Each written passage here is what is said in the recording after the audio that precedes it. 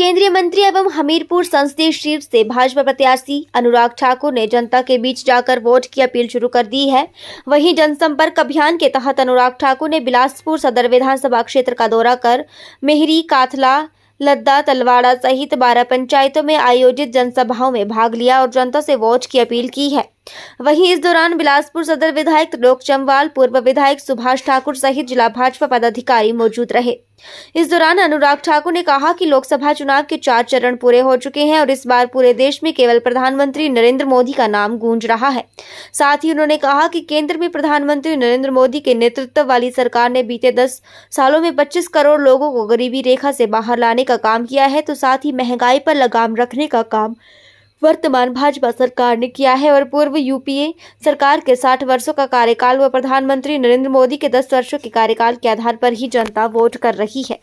पूरे देश में एक ही गूंज है, my choice Modi, my choice Modi, my choice Modi. Modi ji का काम और नाम लोगों के दिलो दिमाग पर बोल रहा है और चारों चरणों के बाद ये स्पष्ट तौर पर पता लगता है कि जनता चाहती है स्थिर और निरंतर सरकार, एक ईमानदार और दमदार प्रधानमंत्री, एक ऐसा नेता जिसकी ईमानदारी के ऊपर कोई प्रश्न चिन्ह न खड़ा कर सके और एक ऐसा नेता जिसके दमदार काम के आगे कोई खड़ा ना हो सके। वो एक ही है, उनका नाम है नरेंद्र मोदी। और देश की जनता ने 25 करोड़ गरीबों को गरीबी रेखा से बाहर आते देखा। पिछले 10 सालों में लगभग 51 करोड़ से ज़्यादा रोजगार के अवसर उत्पन्न हुए, वो देखा। महंगाई दुनिया भर में बढ़ी लेकिन भारत में नियंत्रण में रखी और कदम उस पर उठाए गए। देश का चहुमुखी विकास किया गया। अंग्रेजों को पछाड़कर 10वें नंबर से 5वें नंबर की अर्थव्यवस्था बनाया गया। जो कांग्रेस 60 सालों में नहीं कर पाई थी, मोदी ने वो 10 साल में करके दिखाया। ये कहता है मोदी का काम और दुनिया भर में मोदी का नाम। किसी भी राज्य में चुनाव हो, केंद्र के चुनावों को लेकर एक ही रहता है कि देश का प्रधानमंत्री कौन बनेगा, कौन पार्टी सत्ता में आएगी। तो लोगों ने जब 10 साल कांग्रेस के देखते और 10 साल भाजपा के, तो बड़ा स्पष्ट दिखता है कि कांग्रेस के समय मात्र 27,000 करोड़ का बजट था किसानों के लिए। मोदी सरकार में 1,25,000 करोड़ का बजट है, 5 गुना ज़्यादा।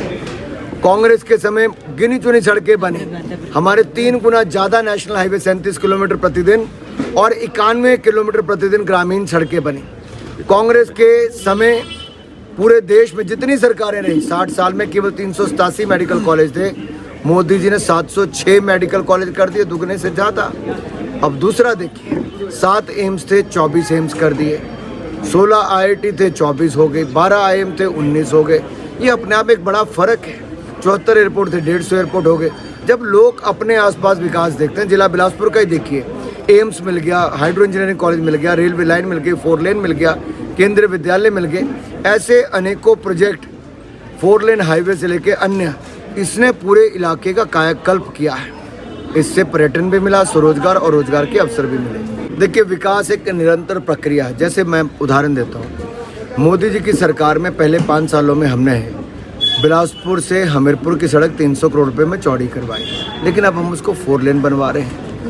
हमने सड़क बनवाई, मान लो घुमारवीं से लेके सरका घाट की 90 करोड़ रुपये में। अब इसको और बेहतर करने की तैयारी है।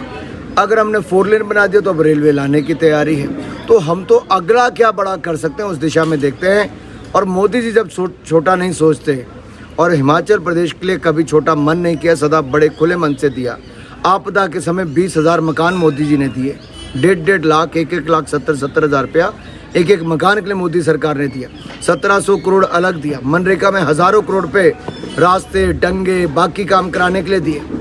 दूसरी ओर राज्य की सरकार ने 10-20 करोड़ रुपया भी शायद ही राज्य की सरकार से खर्च किया होगा।